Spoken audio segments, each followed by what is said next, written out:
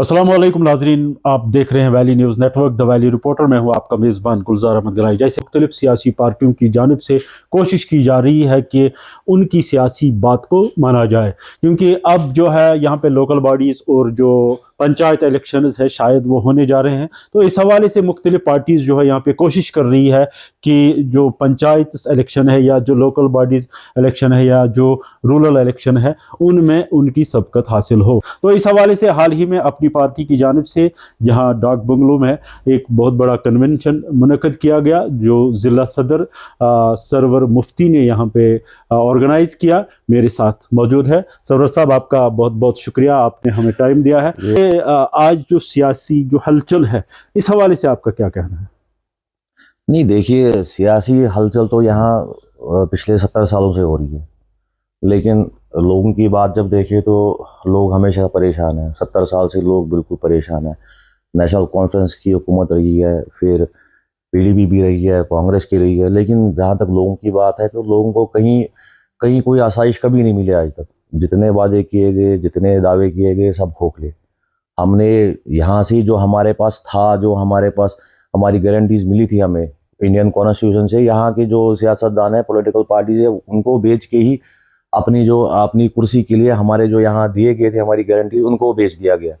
तो कुल मिला के देखें तो जितनी भी यहाँ तंजीमें, नेशनल कॉन्फ्रेंस है, कांग्रेस ने हर वक्त यहाँ की तंजीमों के साथ मिलके, जो रीजनल पार्टीज है, चाहे नेशनल कॉन्फ्रेंस है, चाहे पीडीपी है, उनके साथ मिलके जो हमें गारंटीज मिली थी उनको कमज़ोर करने की हर बार उन्होंने पूरी से पूरी कोशिश की।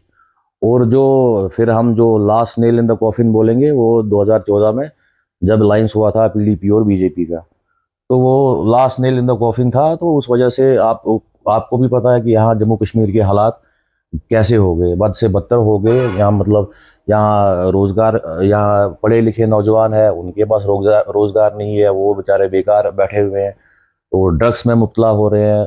अभी आप देखिए तो कितनी हमारे नौजवान जो ड्रग्स का शिकार हुए हैं, छोटे छोटे नौजवान हमारी, उनकी डेथ हो गई है बदकिस्मती से ड्रग्स कर करके। लेकिन ये गवर्नमेंट को सोचना चाहिए कि अगर यहाँ से जो उनको मतलब उनका एक एजेंडा था बीजेपी का, जिसको वो पूरा करने में पीडीपी ने उनकी पूरी मदद की है, भरपूर मदद की है।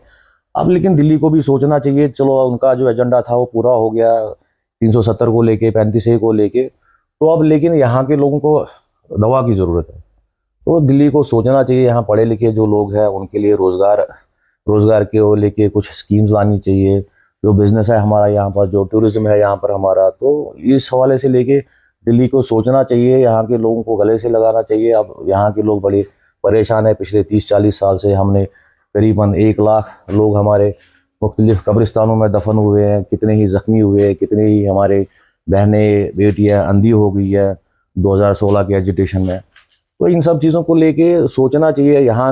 यहाँ की सरकार, यहाँ की जो रीजनल पार्टीज है, उनसे तो हमारी कोई उम्मीद नहीं है जो अभी तक सरकार में रहे। उन्होंने आज तक तो कभी कुछ किया नहीं है।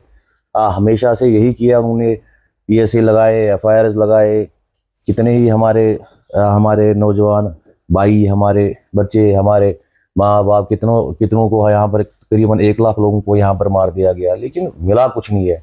कुल मिला के अगर हम देखें तो हमने खोया ही, हमेशा 70 साल से हम खोते आ रहे हैं, लेकिन पाया हमने कुछ नहीं। तो इस हवाले से दिल्ली को भी सोचना चाहिए कि अब यहाँ पर जो मतलब एक टच देना चाहिए लोगों को, जिससे लोगों को थोड़ी आसाइश मिल जाए, और इस जो मुश्किलात अभी जो प्रेजेंट सर्कमस्टेंसेस है, इन मुश्किलातों से बाहर निकालना चाहिए। तो क्या ये आपका मैनिफेस्टो है अपनी पार्टी का, जो आप अभी बातें कह रहे हैं? बिल्कुल, ये मैनिफेस्टो भी है। मतलब आप देखिए 2019 के बाद वाहिद अल्ताफ साहब थे, जो दिल्ली गए, दिल्ली से बात की।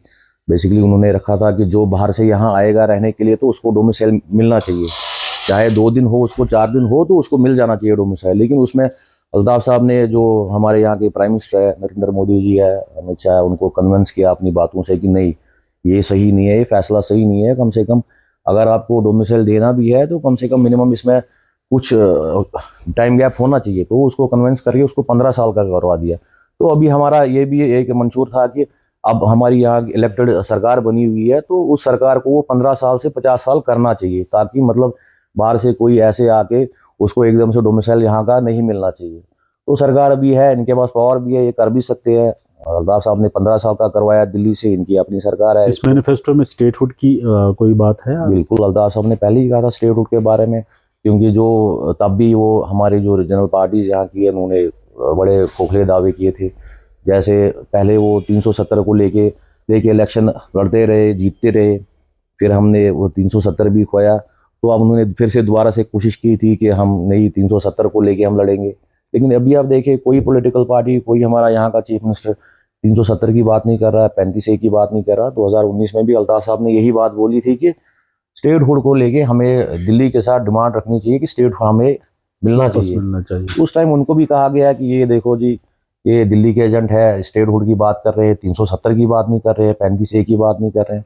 लेकिन इस टाइम अगर आप देखें तो सारी पॉलिटिकल पार्टीज उसी प्लेटफॉर्म पर आ गई है। वो दिल्ली से स्टेट हुड मार रहे हैं और बदकिस्मती से हमें स्टेट हुड भी नहीं मिल रहा है। अभी 370 तो बहुत दूर की बात है। अभी यहाँ पंचायत इलेक्शन नहीं हो रहे हैं, आपका क्या रहा है? पंचायत इलेक्शन तो जैसे सरकार, यहाँ की लोगों ने सरकार चुनी तो उसके बाद ही सरकार को पंचायत इलेक्शन और म्यूनसिपैलिटी कराने चाहिए थे, क्योंकि ये ग्रास रूट लेवल की पॉलिटिक्स है। इससे मतलब पंच बनेगा, सरपंच बनेगा, हमारा यहाँ का काउंसलर बनेगा, तो लोगों के साथ उनका डायरेक्टली कांटेक्ट होता है। एमएलए को ढूंढते ढूंढते, मिनिस्टर को ढूंढते ढूंढते लोग बेचारे थक जाते हैं, उनके जूते भी घिस जाते हैं, तो नहीं मिलता है, ना एमएलए मिलेगा ना मिनिस्टर मिलेगा। तो ये लोकल लेवल है, ग्रास रूट लेवल की पॉलिटिक्स है। ये तो सरकार को तभी कर लेना चाहिए था जब वो इलेक्शन जीत के पावर में आए थे।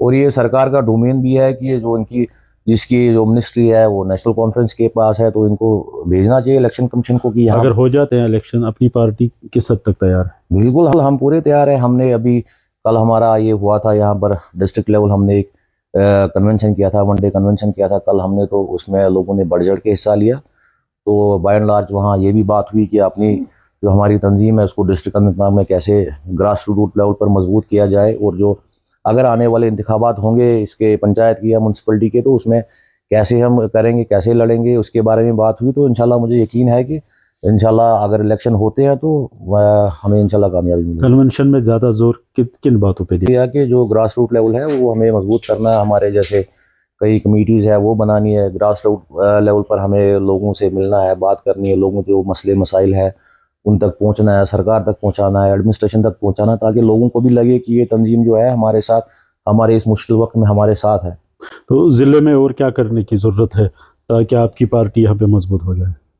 नहीं देखिए, ज़िले में यही है कि मतलब हमें अपने लोगों के पास जाना है, लोगों तक पहुंचना है। लोगों का इस टाइम लोग काफ़ी मुश्किल में गिरे हुए हैं, रोज़गार को लेके, कारोबार को लेके। हमारा टूरिज़्म पूरा ये बदकिस्मती से पहलगाम एपिसोड हुआ, उसके बाद हमारा टूरिज़्म पूरा बैठ गया। हमारे जो होटलियर है, रेस्टोरेंट वाले हैं, तवेरा वाले हैं, रेड़े वाले हैं, उनका काफ़ी ज़्यादा नुकसान हो गया। तो ये है कि इस टाइम इस मुश्किल वक्त में हम कोशिश कर रहे हैं कि हम लोगों के साथ इस मुश्किल वक्त में उनके साथ खड़े रहें, उनके जो मुश्किलात है उनके हल करने की हम कोशिश करें, ताकि लोगों को एक फिर से नया भरोसा मिल जाए। क्योंकि लोग तो बड़े उकता चुके हैं, पॉलिटिकल पार्टी से बड़े परेशान हो गए।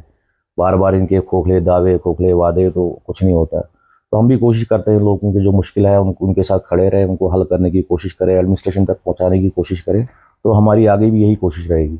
आपका बहुत बहुत शुक्रिया मुफ्ती सरवर सर, आपने कीमती वक्त दे दिया। बहुत सारी बातें करनी थी, लेकिन वक्त की नज़ाकत को समझते हुए वक्त इजाज़त नहीं दे रहा है, क्योंकि वक्त प्रोग्राम का बहुत ही मुख्तसर होता है। तो अगली दफ़ा हम कोशिश करेंगे आपसे फिर बात करने की। ये थे अपनी पार्टी के डिस्ट्रिक्ट प्रेसिडेंट मुफ्ती सरवर, जो बता रहे हैं कि हम कोशिश कर रहे हैं कि ग्रास रूट लेवल तक तंजीम को ले जाएँ और लोगों के जो मसाइल है, मुश्किलात है, उनको उजागर करने की कोशिश की जाए।